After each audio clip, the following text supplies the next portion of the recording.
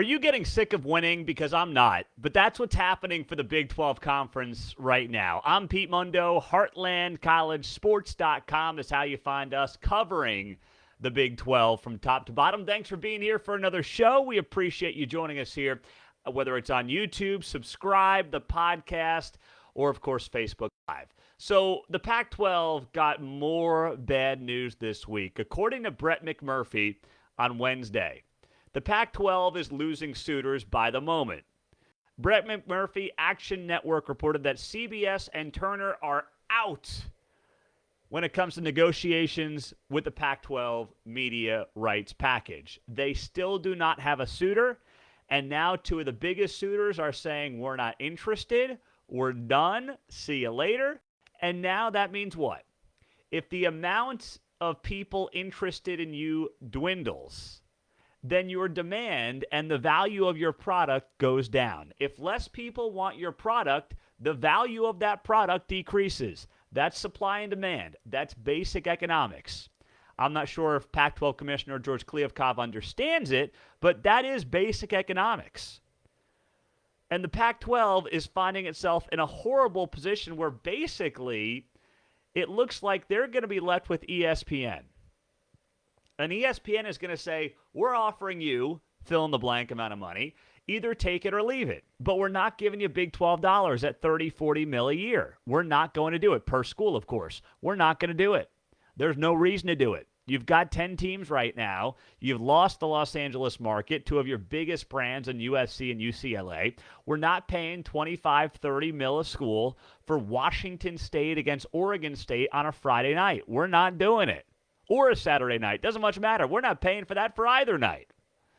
So the Big 12 is just sitting back and licking its chops and enjoying every second of this, as they should. Because as we've told you time and time again, they have cleaned the Pac-12's clock over the last 6 to 12 months or so. Really the last probably 6 to 8 months since USC and UCLA announced their bombshell move that they were leaving. And this comes, by the way, just a couple of days after this statement came out from the Pac-12. There was a statement that the conference released on Monday night. And here's what the Pac-12 said in this statement. It reads as follows, and it's a total joke. The 10 Pac-12 universities look forward to consummating successful media rights deals in the very near future. Based upon positive conversations with multiple potential media rights partners over the past weeks, we remain highly confident in our future growth and success as a conference and united in our commitment to one another. Compare this to, let's just say, that couple that you're friends with that always breaks up, right? You know they always, every couple of months they break up. But then they post this little makeup post on their Instagram, and their post is something like, we love each other. Oh, we're going to live happily ever after forever. Love you, honey. You know those people, right, on social media. But you know they're going to break up eventually. You know it's not going to work because you've seen it happen before. That's the Pac-12 right now. They just put up their little cute, fancy, nice Instagram post to signal to the world everybody's happy. We're in love. We love each other. It's not true. Nothing about it is true.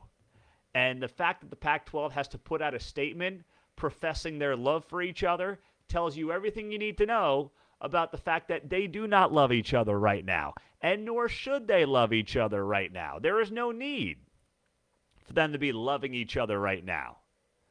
So, first off, they put out a statement saying they're looking forward to consummating a new media rights deal in the very near future, and 2 days after that, two of the biggest suitors, CBS and Turner, according to Brett McMurphy, pull out of the deal. You couldn't have a worse 48-hour stretch than that if you're George Kliavkov and the Pac-12 Conference. That's horrible. And then they go on to say in this statement that we remain committed and unified to each other. If you're putting out that statement, the end is near. There is no reason for these 10 Pac-12 schools to be unified with each other right now. Absolutely no reason to do that. Why would they? Why would they want to be unified with each other right now? If you're Arizona State, why would you be loyal to what's going on in the Pac-12 right now? Why would that be at all of interest to you when you look at where this thing stands right now and the fact that this conference is on the verge of completely collapsing? There's no reason to be unified. There is absolutely no reason for anybody in this conference to not want to jump ship yesterday and go to the Big 12. And if I'm Brett Yormark, I am sitting back and just licking my chops and waiting for it all to happen. Now, you may say that someone's going to come in and swoop up the Pac-12. Who? Who's going to do that?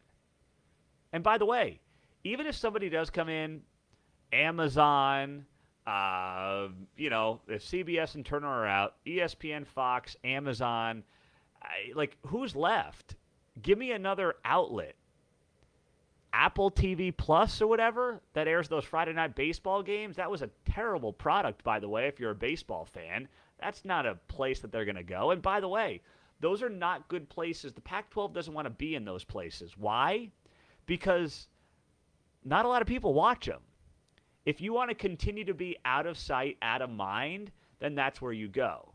That's why, as much as I don't love ESPN, if you listen to this show, you know I'm not a fan of ESPN. I understand why Brett Yormark and the Big 12 stayed in bed with ESPN.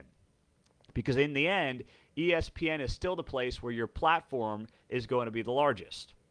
ESPN and Fox are still the places where you will get the most national exposure. If the Pac-12 goes to one of these streaming platforms, Amazon, Apple TV, whoever it might be, out of sight, out of mind.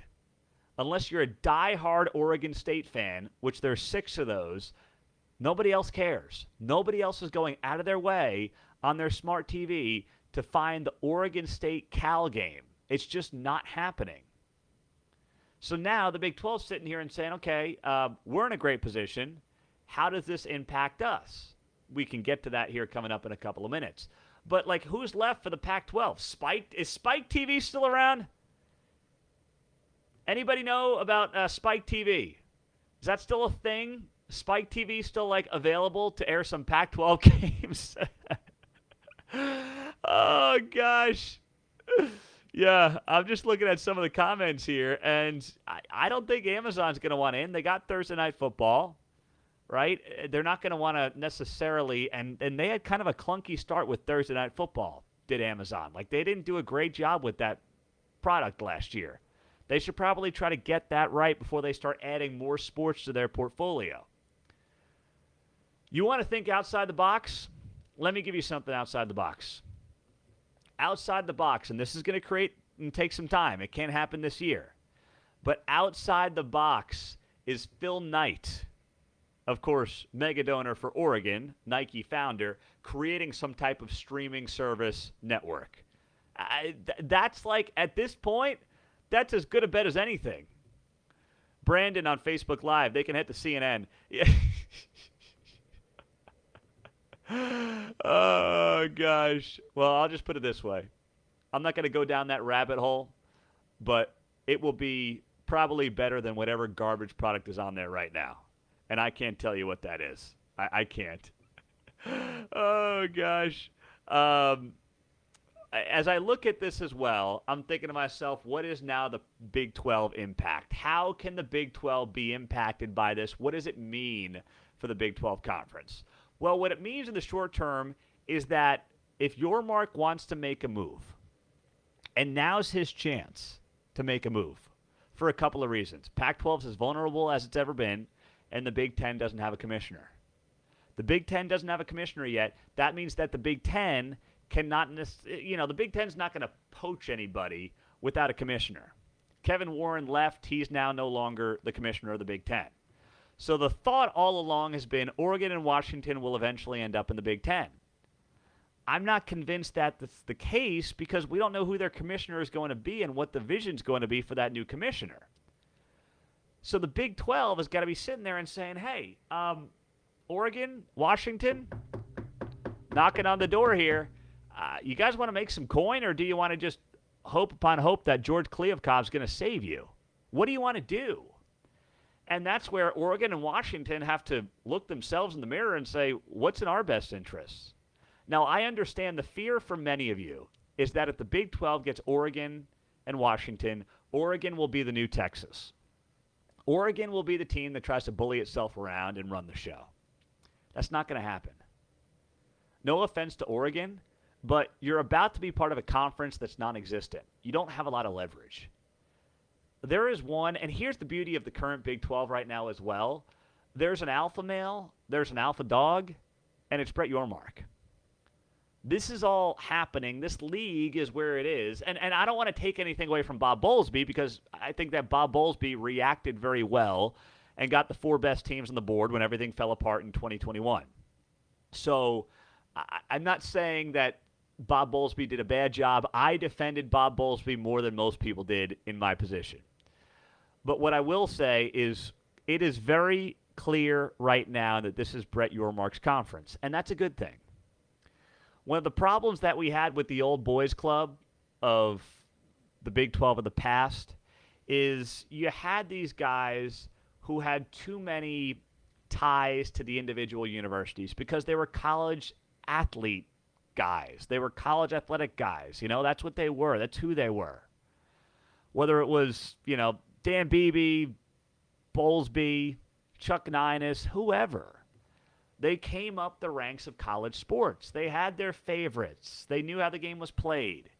They let Texas push the conference around. Brett Yormark's in here to run this thing as a business. The guy's got pro sports experience. Rebuilt the Brooklyn Nets brand. Rock Nation, Jay-Z. I think there is an immense amount of respect for this commissioner, what he has done in a short period of time, his ability to have a vision, succeed on that vision, but also listen to those who know the college sports landscape better than he does. That's been my view from afar. That's what I've heard from a lot of people who are part of those conversations. So Oregon's not going to walk in here and just start demanding things. One, they don't have the leverage to do it. Two, there's already a big cat in town. There's already somebody running the show. If you want to be part of the show, if you want to succeed with the rest as part of the operation, we'll have you. We'd welcome you with open arms, Oregon, in the Big 12. But I don't really have that fear at all that we're going to be sitting here worried about whether or not Oregon joins the Big 12 and then tries to push around the league and then is bolting for the Big 10, at first glance. Because one thing Brett Yormark's going to do is protect his conference from that potentially happening if we ever get to that point in time where Oregon decides it wants to ultimately join the Big 12 Conference. So we got a ways to go. And then for Washington, I'm a lot less concerned about Washington. Washington wants to pair up with Oregon for obvious reasons, right? Washington wants to be with Oregon because they're sitting there saying that's our best partner. They don't want to be with Oregon State. Let's be honest, Washington State. Washington and Oregon don't want to be with their in-state schools. They want to be partnered together, not with Washington State and Oregon State. Now, the one thing to keep an eye on, the politics inside of those state legislatures. We've seen that happen, obviously, in conference realignment in Texas over the last 35 years. I don't know enough about the politics in those two states to know if the lawmakers could potentially play a role in trying to keep Washington and Washington State attached at the hip and Oregon State attached at the hip. My guess is no. Look at what happened in Oklahoma. And if it wasn't going to happen in Oklahoma, it's probably not going to happen in Washington State or Oregon State. But that is definitely something to keep an eye on here as, we have this conversation, look ahead, and see where this all goes moving forward. Pete Mundo on HeartlandCollegeSports.com. We cover the Big 12 Conference, top to bottom. Appreciate you guys joining us, being a part of the show. Hey, if you're on YouTube, subscribe. If you are on the podcast, rate, review, subscribe. We've got free Heartland College Sports koozies for you when you leave a rating and a review on iTunes, and then send me a screenshot to Pete Mundo, M-U-N-D-O, at HeartlandCollegeSports.com. So we've got a lot happening here. Let me answer some of your questions. Let's see what we got on Facebook Live. What is this about Tulane and the Big 12? Nothing. That's from Donald. Nothing. there's this guy on Twitter, and I don't know his name. Anytime somebody sends me this guy's tweets, I'm like, stop sending me this guy's tweets. It's like a bunch of numbers and letters. He's an unidentified man, and he's convinced a portion of people on Twitter he's got all the insight on the Big 12 through somebody at West Virginia and all the realignment news happening. He kind of just randomly pops up with these viral tweets and these viral threads out of thin air. And I think that's what you're talking about, Donald. This guy just showed up and decided that he was going to start pushing all these Big 12 rumors, talking about Tulane and the Big 12, and I have not heard anything along those lines. I know nothing about that. I don't think that there's a fit there at all. There's a ton of teams more appealing for the Big 12 to me than Tulane. But I assume you're talking about that guy on Twitter, and I don't know his name, and even if I knew his name, I would not be sharing his name because it's just a no-name Twitter account. But people buy this stuff. I mean, it's like, I saw it on the internet. It must be true, right? No, in fact, it's probably not. Except for this show, of course. Everything that we post is absolutely true. Also on Facebook Live, what do we got here? Just got here. This is from Jared. Just got here. Not sure if you brought this up, but supposedly, according to Sports Business Journal, Amazon only wants one Pac-12 game a week. If true, it's not good for the Pac-12. Yeah, that is absolutely a report that's out there, Jared. You're right about that. And, it's not a good look for the Pac-12. They're one game a week? They got 10 teams, right? They got at least 5 games a week to offer. And if they think San Diego State is saving them or SMU is saving them, they are completely kidding themselves. They are a bunch of jokers. A bunch of jokers. Also on Facebook Live, when are you going to remove the Texas-Oklahoma stuff from your wall?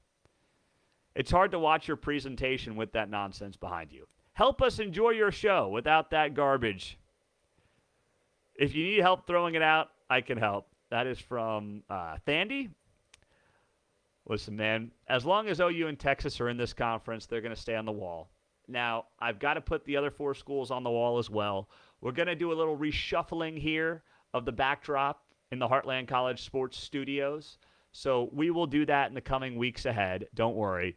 But OU and Texas are going to stay on the wall until they're gone. And I promise you, the day they're gone, they're off the wall. But that's going to be, July 1st of 2024. So it's going to be a little bit. So just bear with us and just look at my beautiful face instead of looking at the wall behind me. I work in radio. I probably, and admit I do have a face for radio. But there are worse faces in radio than this one. So I'll give you a big old smile, and, you can look at my beautiful face. I don't know what to tell you there. Just bear with us, all right? That's all I can say. Now, on the basketball floor, this league is out of control. I mean, the last few days in this league have just been absolutely wild. Think about what we saw on Monday and Tuesday night. On Monday, Baylor is continuing to roll. They beat West Virginia. Texas Tech upsets number 6 Texas. My goodness, are the Red Raiders going to have this big run and shock the world? Then on Tuesday, Oklahoma beats Kansas State. The Wildcats are reeling. Kansas tops Oklahoma State, pulls away late. So, I'm looking at this and I'm saying to myself, okay, we obviously still have a big game Wednesday night, TCU Iowa State. But right now, what is obvious and what we do know is that this league has a 3-way tie at the top. The Big 12 is Kansas, Baylor, and Texas all sitting at 9-4. That's right. 3-way tie at the top. Kansas, Baylor, Texas are all 9-4. And how much time do we have left in the season? There are Saturday, the regular season ends 2 weeks from Saturday. Think about that. 2 weeks from Saturday, it's over. It's done. The Big 12 Conference, 18 games are in the books. And we have a 3-way tie with 2 weeks to go, essentially, in this league. This is unbelievable. And, Kansas State's a team that is fading and fading very fast. So I am really concerned about the Wildcats right now. I'm sitting here and I'm looking at this team and I'm saying to myself, I worried that this would happen. We talked about this a lot on the show, whether or not the Wildcats would ultimately start fading here, if it was too good to be true, if the reality was teams would start catching up with them, and they've now lost 4 of 5 games. Now, and it doesn't get easier. If you look at Kansas State here, look at what they've got coming up. They've got Iowa State on Saturday, then they've got Baylor on Tuesday, and then it's at Oklahoma State, home to Oklahoma, at West Virginia. You've got 5 games left for the Wildcats. You'd sign up for 3 and 2 in a heartbeat. You might sign up for 2 and 3, I'd hate to say, which would put you at 9 and 9 in league play, probably middle of the pack. I mean, this conference is just unbelievable. But that's the team that I am most concerned about right now. I'm looking at this Kansas State Wildcats team and saying to myself, they may end up, as like where were they in the latest Lenardi bracketology? I'd have to look that up. We wrote about that on the site. But if they end up somewhere around like a 7 seed, could they be the 7 seed that, I don't want to say they lose in the first round. I'd hate to see that happen to a 10 seed. But there will be people that will just be selling very quickly, very, very quickly, on what Kansas State brings into the NCAA tournament, assuming things keep up at this pace. It's just not good. Not good at all. And apparently, there was a big team meeting after the game, just in terms of the powwow that they had after the game. And Jerome Tang had those guys in the locker room for a very long time. So he's rightfully so very concerned. Meantime, you got a Baylor team that is quietly coming on hot. This is a top 10 team, and I feel like all the talk has been about the stories around Iowa State and Kansas State, and then, of course, Kansas, the defending champs, and Texas, and the Chris Beard drama, and the way the team's playing. And Baylor's just sitting there ripping off. I mean, how many wins has Baylor ripped off in the last few weeks? Baylor's 9-4 in conference play. They started off 0-3. They're 9-1 in the last 10 Big 12 games. They've won 10 of their past 11 games when you include the SEC Big 12 Challenge beating Arkansas. I mean, they're on fire right now. The Big 12 is absolutely a grind. It's incredible. And it is by far the most enjoyable conference in this country, bar none. It is just outstanding to watch. Absolutely outstanding. Pete Mundo on Heartland College Sports. We're going to have a great weekend of hoops. Thank you, as always, for being here, for joining us, for being a part of the show. Just so you guys know, a little programming note. I am going to be out of town next week. So find me on Instagram. Find us on Instagram. Search Heartland College Sports on Instagram. Follow us there. I'll do some Instagram lives or some stories on there next week to kind of keep you up to speed on what's going on. Follow us on Instagram. We have a ton of Instagram content at Heartland College Sports. Search it there. And also on Twitter. I'll post some videos on Twitter. Same thing. Search Heartland College Sports. Subscribe on YouTube. Thank you guys for being here. And, of course, on the podcast, rate, review, subscribe. I got free koozies that you can only get by leaving a rating and a review and sending me a screenshot to Pete Mundo, Mundo, at heartlandcollegesports.com. You guys have a great day. Thanks for being here. We'll talk to you soon. Take care.